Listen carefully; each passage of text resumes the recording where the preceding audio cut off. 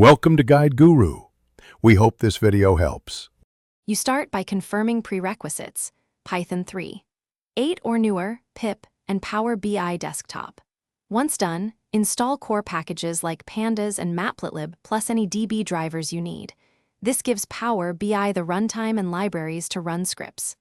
Next, open Power BI options and point Python scripting to your Python installation so Power BI knows where to call your interpreter. Make sure to test import pandas in a Python terminal to verify environment matches, Power BI settings before continuing. Now load your source data with Get Data, CSV, Excel, or a database connection like SQL Server via Pyodk.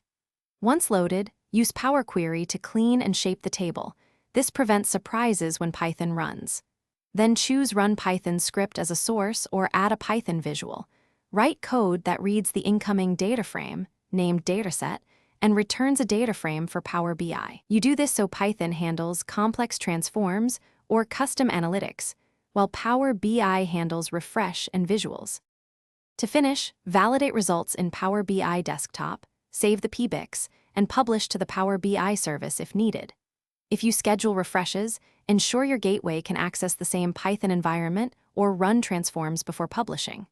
Once done, document package versions and consider using a virtualenv or Anaconda environment to avoid conflicts. If things go wrong, check Power BI's error pane and the Python traceback.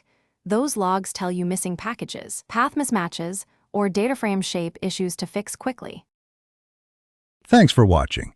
Consider subscribing if we helped you today.